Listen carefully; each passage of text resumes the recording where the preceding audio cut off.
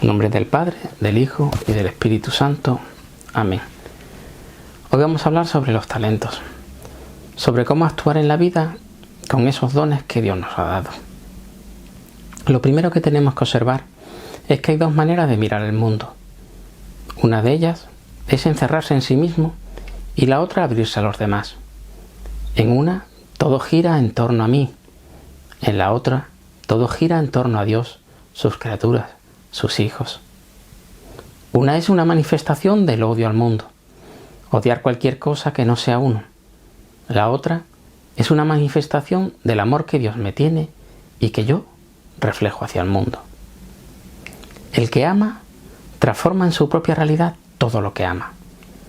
Si amamos a nuestros padres, a nuestros hijos, hacemos que pasen a ser parte de nuestra realidad, mientras que el que odia se ve privado incluso de lo que tiene, porque se va anulando a sí mismo.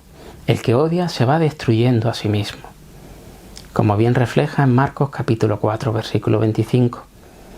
Pues al que tiene, se le dará, y al que no tiene, aun lo que tiene, le será quitado. Aquí tenemos las dos dinámicas principales, completamente distintas, la dinámica del amor y la dinámica del odio.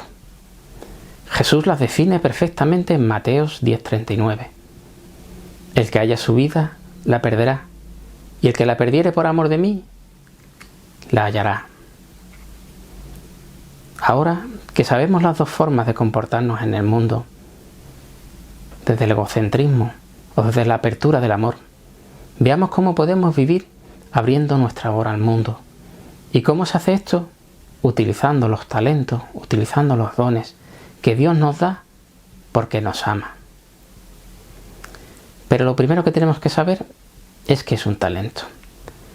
Un talento es una definición exacta, sería una facultad espiritual otorgada por Dios a cada uno de los seres humanos de ser creador de su propia persona. Eso sería una definición filosófica, pero vamos a traducirlo.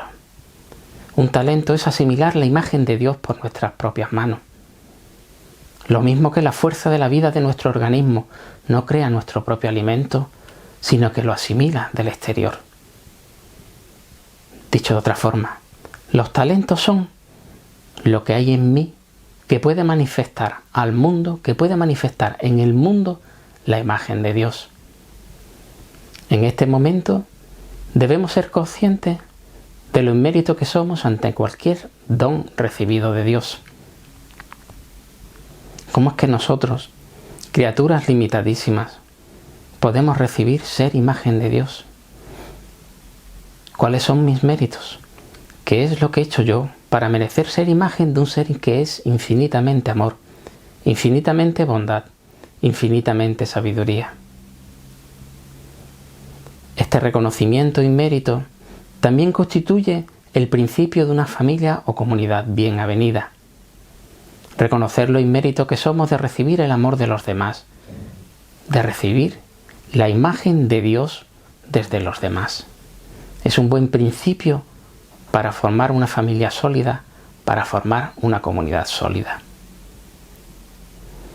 Para el ser humano, el aprovechamiento del talento significa que esta imagen de Dios tiene que ser asimilada, o sea, tiene que ser encarnada en nuestra propia persona.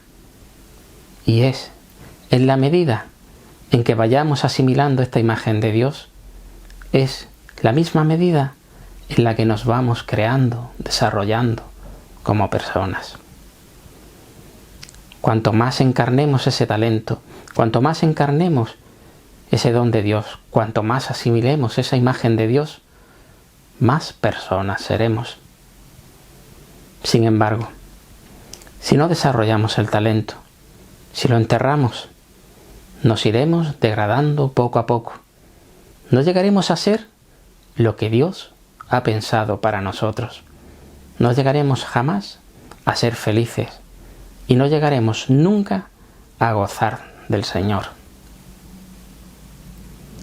El hombre no hace crecer su persona, no tiene la fuerza para ello, pero adquiere un acrecentamiento recibiendo y apropiándose de la imagen de Dios de otras personas. Fijaros que es importante. Fijaros qué importante lo que hablábamos la semana pasada, de que influimos en las demás personas. Fijaros qué importante es ser imagen de Dios a través de nuestros dones para los demás. Es decir, para que esa imagen de Dios sea asimilada, se requiere un acto de apropiación. Pero esta apropiación solo puede ser dada a través de otras personas, o lo que es lo mismo, a través de superar el para sí mismo, es decir, a través del amor, que es lo opuesto, de manera radical, al odio. El que odia no tiene su origen en un odio hacia los demás. Eso es una visión muy rápida. Realmente, el que odia, se odia a sí mismo. Está atrapado en sí mismo. El amor, esa es la fuerza por la que cada uno se enriquece y se acrecienta absorbiendo a otro. ¿De qué manera? Dándose a otro. El hombre recibe en la medida que se entrega. En este aspecto, el amor no es más que el enriquecimiento mutuo. Tú da amor, que recibirás amor, y recibiendo amor, darás más amor. Esto implica la colaboración. Debemos entender que no somos seres aislados, que nuestra vida va a repercutir en un montón de personas, y esta es la manera en la que estamos llamados a formar una auténtica comunidad, a través de reconocer que el amor es un enriquecimiento mutuo. En este enriquecimiento mutuo, cada uno debe reconocer cuál es el papel que nos toca y reconocer que, a su vez, este papel es doble. Por un lado, dar. ¿Pero qué estoy llamado a dar? Pues lo mejor, mis propios talentos, es decir, lo que estamos llamados a compartir con los demás, es nuestra propia imagen de Dios. En la medida que trabajemos ese talento, en la medida que encarnemos esa imagen de Dios, entonces nuestro enriquecimiento será verdaderamente auténtico y positivo. El otro papel ya no es un papel activo, ya no es un papel de dar, sino un papel pasivo. Estoy llamado a reconocer que por mí mismo no llego a ningún lado. Necesito ser enriquecido por los demás, es decir, reconocer que no estoy solo. Esto es una postura iniciática a la vida trinitaria. Esta entrega total a los demás, pero también el recibir totalmente a los demás. Es la iniciación de una verdadera comunidad. Una verdadera comunidad con los demás seres humanos y con Dios. Si no ejercemos los dos papeles, el activo, darse, y el pasivo, recibir, es como si en una relación humana uno diese todo su amor al otro, pero no es capaz de recibir el amor del otro. Esto sería una relación enferma, ¿verdad? Quedaría de una manera muy distorsionada. Al fin, después de todo, este tipo de papel de solamente dar y no recibir acabaría fomentando el sufrimiento. El enriquecimiento mutuo es una cooperación compartida. Por eso, el ser humano recibe en la misma medida en la que se da a sí mismo. Imaginemos que somos una botella repleta de agua. Esa agua son nuestros talentos.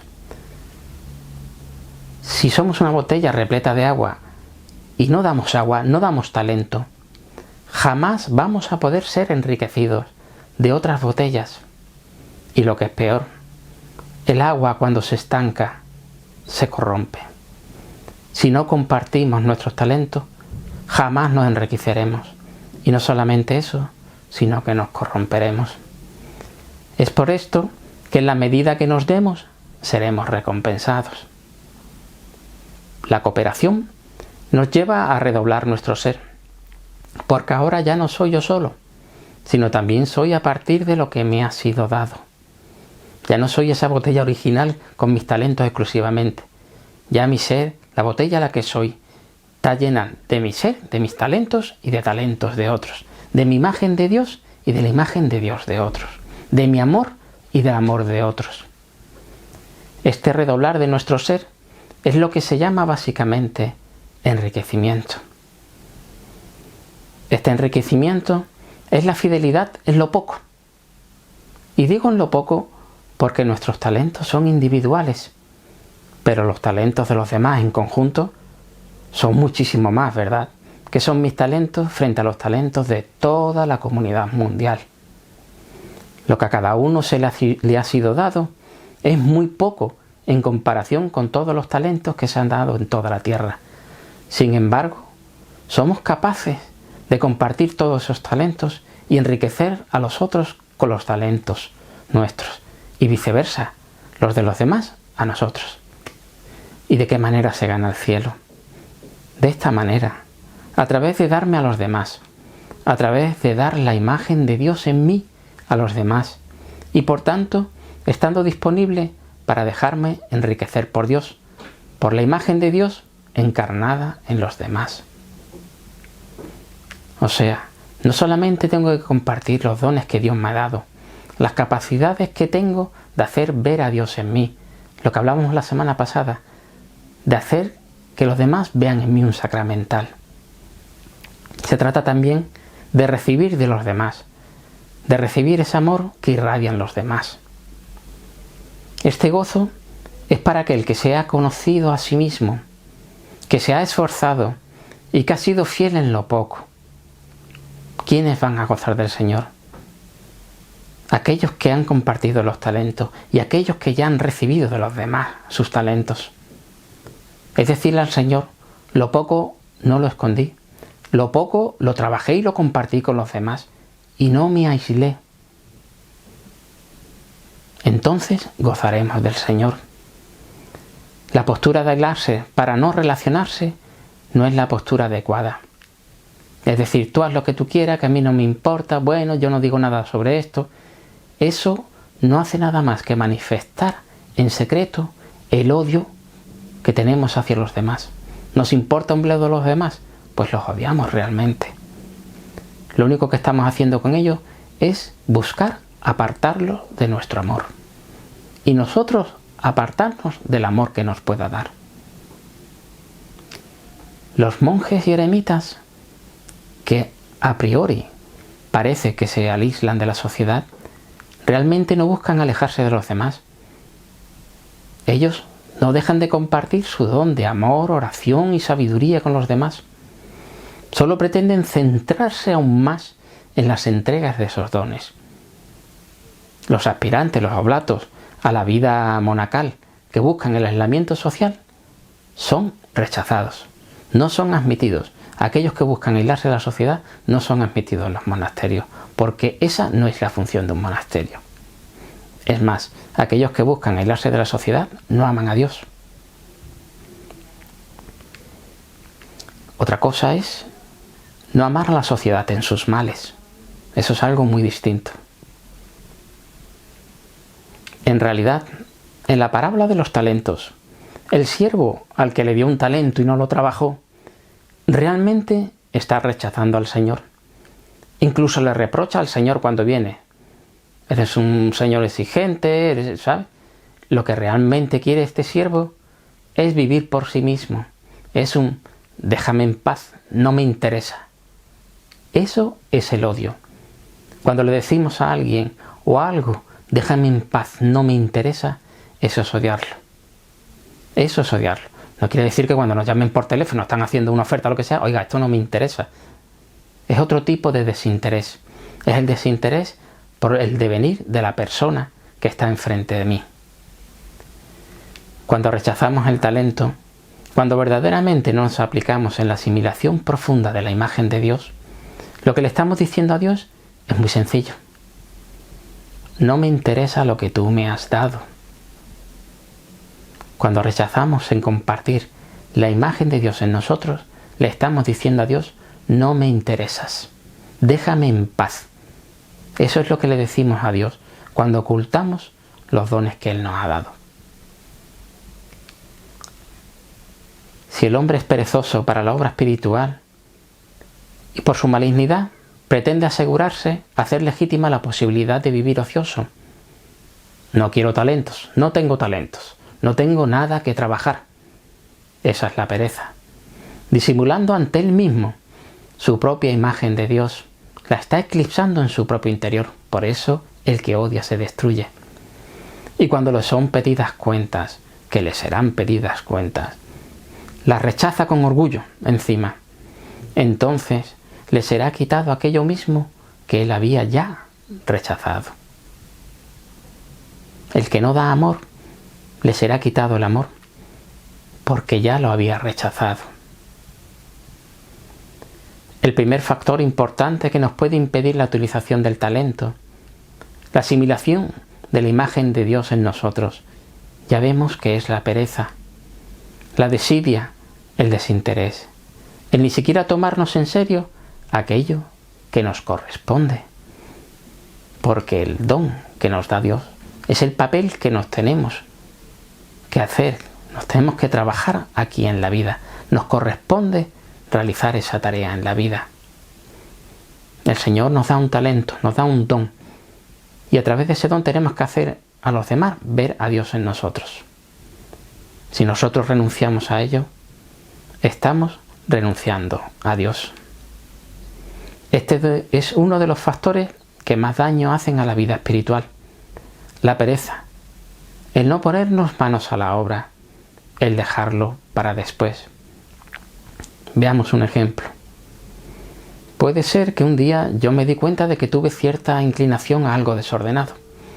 A lo mejor no llegué al pecado, pero por pereza no me detuve. No me puse a trabajar en ello, no me puse a reflexionar. Simple y sencillamente lo dejé pasar.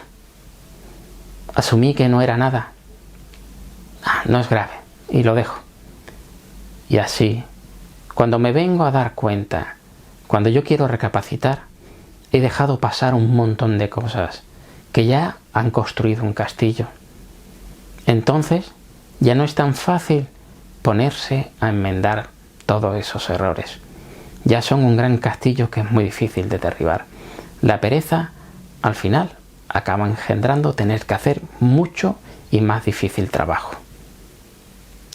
Por ejemplo, algo que es habitual en el ser humano: huir de hacerse un examen de conciencia con frecuencia. Tenemos pereza para hacernos un examen de conciencia. Tenemos pereza para analizarnos nosotros mismos. No debemos ser perezosos.